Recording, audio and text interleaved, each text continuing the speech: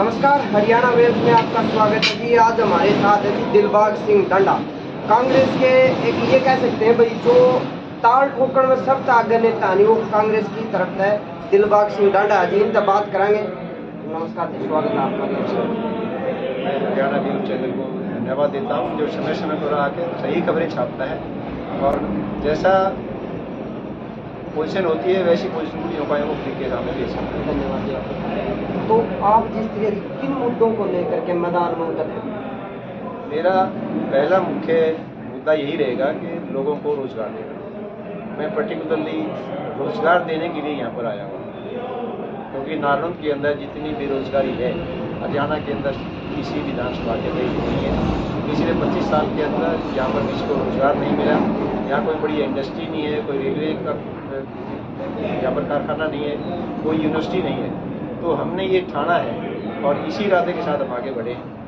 जैसा party high command ने मुझे आदेश दिया था कि आप हाथ से हाथ जोड़ो, प्रोग्राम को आगे बढ़ाओ, पार्टी के पीछे निर्देशा सुनाओ।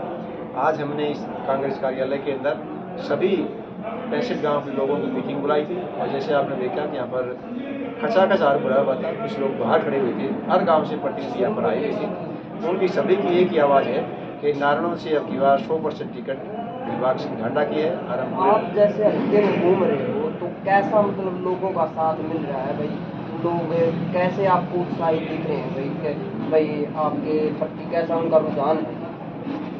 लोगों के पास जब जाते हैं तो वो एक ही बात कहते हैं कि भाई अब की बार हम कांग्रेस पार्टी को जिताएंगे। हम कैंडिडेट को नहीं देखेंगे, जो पार्टी की टिकट लेकर आएगा उसी को हम जिताएंगे। और मेरा भी यही कहना है, मैं पब्लिकली ओपनली और बड़े खुले दिल से ये बातें करता हूँ, जिस भी गाँव में जाता हूँ कि भाई हम टिकट के दावेदारों में से प्रथम पंक्ति में से हैं, क्योंकि हम ओरिजिनल कांग्रेसी हैं। पिछले 7 साल से हम कांग्रेस के ऊपर काम कर रहे हैं, कांग्रेस पार्टी का प्रचार कर रहे हैं।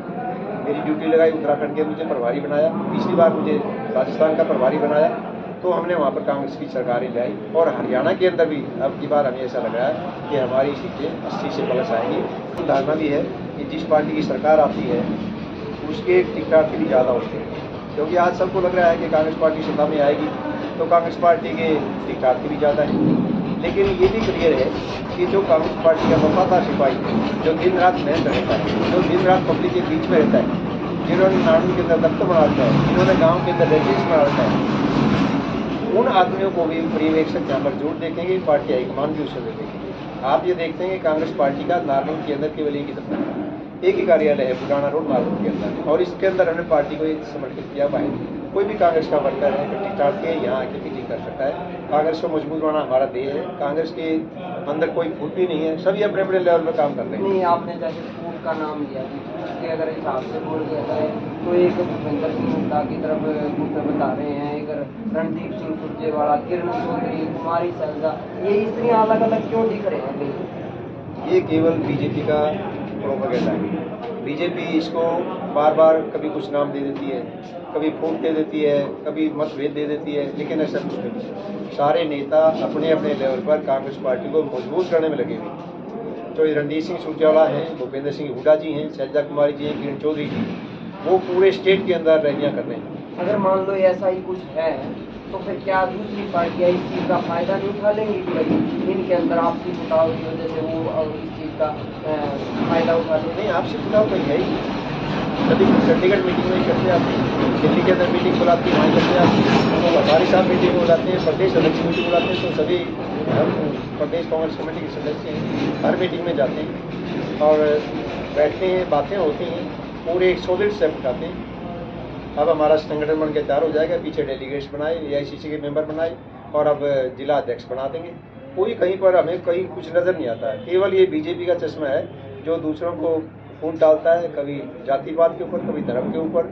अब आप ताज़ा उदाहरण देखिए, नूह के अंदर उन्होंने बजरंग दल ने क्या किया, हिंदू मुसलमानों को लड़ाने का प्रयास किया, लेकिन वो सजग हो चुके हैं कि धर्म के नाम पर ये वोट लेते हैं, शांत हो गया अपने आप, ऐसा हासिल किया, कुछ नहीं हुआ।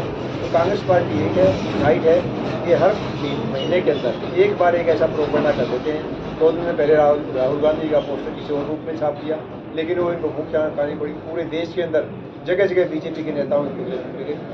तो मैं नहीं समझता कि कांग्रेस पार्टी के अंदर कोई भी किसी प्रकार का मतभेद है, सब एक है और कांग्रेस पार्टी की सरकार बनाएंगे। और जो बीजेपी जजपा के हो इनको जो है हरियाणा से भी और देश से ही बाहर करेंगे।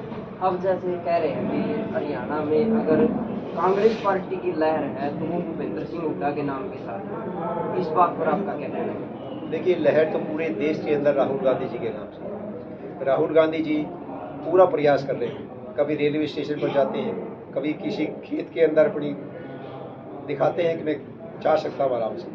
पहले बीजेपी ने कहा कि ये तो एयर कंडीशन में रहने वाला है, 6000 किलोमीटर की पैदल यात्रा करी, एक पैंट कमीज में करी, 45 डिग्री टेम्परेचर के अंदर वो कर्नाटका में रहे, 2 डिग्री टेम्परेचर के अंदर वो श्रीनगर में रहे, और हर जगह हर स्टेप के ऊपर पहले उनको अयोग्य करार दे दिया गया, मध्य एमपीशिप से हटाया गया, फिर मकान खाली कराया गया, लेकिन सुप्रीम कोर्ट के अंदर 1 महीने के अंदर उनको बहाल किया।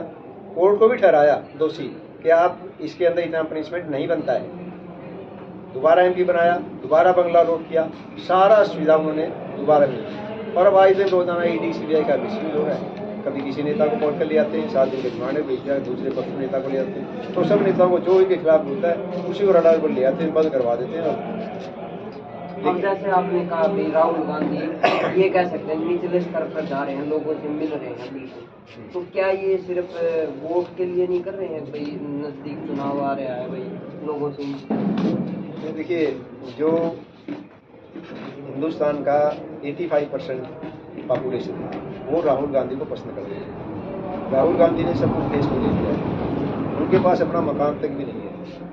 वो सच बोलते हैं, पार्लियामेंट के अंदर भी सच बोलते हैं, बाहर भी वो सच बोलते हैं, उसको तोड़ मरोड़ कर दे देते हैं। बीजेपी वाले उसको अपनी टीम को लगा देते हैं, उनको कुछ मिलता नहीं है, केवल पीछे पड़ जाते हैं। राहुल गांधी ने ये किया, राहुल गांधी वहाँ गया, लेकिन राहुल गांधी ने तो आज वो दिखाया दिया कि मैं एयर कंडीशन नहीं हूँ, मैं खेतों में मजदूरों के साथ काम कर सकता हूँ, मैं रेलवे स्टेशन पर कुलियों के साथ काम कर सकता हूँ, मैं किसी भी कारखाने के अंदर जाके मशीन चला सकता हूँ, खेतों में दुकानदार की दुकान में बैठ के मैं मशीन चला सकता हूँ, धागा बूझ सकता हूँ। कोई भी काम है जो राहुल गांधी जी कर सकते हैं। राहुल गांधी जी की पॉपुलरिटी पूरे हिंदुस्तान के अंदर है। जो बीजेपी जा रही है, पार्टी को लूज कर रही है, और यही एक कारण है कि उनको कुछ मिलता नहीं है। किसानी बिजली कंपनियों से बार बार में किसी नेता को टारगेट बनाते हैं, राहुल जी को टारगेट बनाते हैं, लेकिन राहुल गांधी जी से डरने वाले नहीं हैं। वो बार बार यही कहते हैं बीजेपी डर के बाहर भागे, चलते होंगे पाँव हैं। आप देखोगे एक साल के अंदर राहुल गांधी जी प्राइम मिनिस्टर होंगे।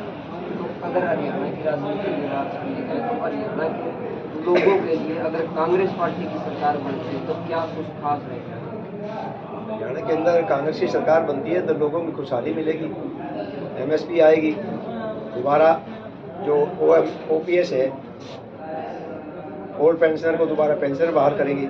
अब बीजेपी ने सबकी पेंशन रोक दी, हम पेंशन देंगे। जो कर्नाटक के अंदर 5 गारंटी दी हैं वो हमारे बड़े नेता बार बार कह रहे हैं, पेंशन हम बढ़ोतरी करेंगे, रोजगार देंगे, भ्रष्टाचार को कम करेंगे। कांग्रेस सरकार गरीबों की है। विकास कार्यों की जहाँ तक बात करें तो पूरी सड़कें गड्ढों में तब्दील हो चुकी है। नारनौल झांसी रोड है, आप देखते हैं कि कुछ गड्ढे। चीफ मिनिस्टर का प्रोग्राम था, छोटे छोटे पैच उन्होंने लगाए, वो भी कहीं कहीं पटाखियाँ लगा दी। वरना तो अगर काम करने की नीयत होती तो हाँसी से लेके जींद का बढ़िया रोड बन देते, डेंस कारपेट कर देते, लेकिन खड़े आजियों को पड़े नहीं। आप बुढ़ाना रोड देख लीजिए, आप ठंडा रोड देख लीजिए, उगाड़ रोड देख लीजिए, बगलाना रोड, उगाड़ और बगलाना के बीच में आप जाइए, आप 20 की स्पीड से ज़्यादा गाड़ी नहीं चला सकते। विकास नामी के यहाँ पर कोई चीज़ नहीं। तो क्या मतलब अगर कांग्रेस पार्टी की सरकार होती है, अगर दिलबाग सिंह डांडा कर्नाटक से विधायक होते तो क्या इन सारी समस्याओं का निदान होगा? एक एक समस्या को हम पहले लेंगे, पहले हम रोजगार की समस्या को दूर करेंगे। जितने भी सर्विस के अंदर रहे तो ये काम हमारा अनुभव है ऐसा। इंजीनियरिंग बैंकर होने के नाते मैं आपको ये बता सकता हूँ कि सड़क को कितने दिन तक चलने के लिए बनाई गई है। ये सड़क 5 साल चलेगी, ये सड़क 10 साल चलेगी। तो वैसे हम स्टेशन मशीन लेके आएंगे, एक बार सड़क बनाए तो 5 साल तक टूटेगी। कितना भी हैवी स्टेशन, कितने बच्चों में ट्रक वो सड़क टूटेगी नहीं। कई गाँव के अंदर पानी की निकासी नहीं है, पानी के तालाब के अंदर इकट्ठा हो रखा है और हुआ है। कल मैं बहनी गया, मतलब ये सारी समस्याओं का निपटान होगा, बिल्कुल प्रायोरिटी पर निपटान करेंगे। गंदे पानी की निकासी, रोजगार, सड़कें, बिजली और नालियाँ, ये हमारी प्रायोरिटी रहेगी। अच्छा अनुभव का यहाँ पर स्टाफ बैठा हुआ है, नारायण के अंदर बड़ा अनुभव का स्टाफ है, उनसे बातें करते हैं, लेकिन ये कि सरकार की नीयत काम करने की नहीं है। अधिकारी चाहते हैं काम करना, अधिकारी पढ़े लिखे हैं, अधिकारी हमारे से मिलते हैं तो बताते हैं कि काम करने के लिए तैयार है। कोई इंजीनियर है पीडब्ल्यूडी के, वो बैठे हुए हैं कि अब सड़क बना देंगे, हम 1 महीने में टेंडर कर करके आपके दफ्तर के आगे सड़क बना देंगे, लेकिन बजट नहीं मिलता उनको, खाली बैठे हुए क्या कर सकते हैं। सरकार की नीयत है, कहाँ से कहाँ कर्जा पहुँचा दिया, हरियाणा को डुबो दिया पूरी तरह से। ये बाय बाय करते रहते हैं कि गैस का सिलेंडर देखो 500 से 1100 पहुँचा दिया है, डीजल के भाव 35 रुपये थे 100 रुपये पहुँचा दिए हैं। कपड़े फाड़ते थे हरियाणा बीजेपी के अध्यक्ष गोपी धनखड़ जी ने कपड़े उतारे थे रोहतक के अंदर कि हम डूब मरेंगे अगर हम डीजल का भाव नहीं करेंगे, लेकिन डीजल का भाव नीचे करने की बजाय 100 रुपये कर दिया। गैस का भाव 500 रुपये था, उज्ज्वला योजना के अंदर हम गैस देंगे 1000 रुपये कर दिया। अब इलेक्शन में दिखाए 200 रुपये कम कर दिया। तो ये केवल जुमले हैं। बीजेपी भी तो पार्टी तो जुमलों की पार्टी है, इसने कभी राज नहीं किया, राज करना नहीं जानती। लोगों को वोट बता के उठा के कि आपको नौकरी देंगे, पैसे देंगे, आपके खातों में आएंगे, लोगों ने खाते खुला लिए। जिनके पास 2000 रुपये थे 1000 रुपये थे, 1 साल के अंदर बैंक ने वो भी काट लिया कि आप बैंक में अगर पैसा डालेंगे तो कटेंगे, आप 2000 भी नहीं मिलेंगे। लोग इन विचार समझ चुके हैं, हर जगह ये विफल है। किसान मर गए बेचारे, 700 आदमी किसान शहीद हो गए। बीजेपी वाले जेजेपी वाले किसी किसान नहीं करने गए, किसी को मुआवजा नहीं दिया और अल्टीमेटली उन्होंने कहा कि मेरी हमारी गलती होती है, तीनों काले कानून हुआ।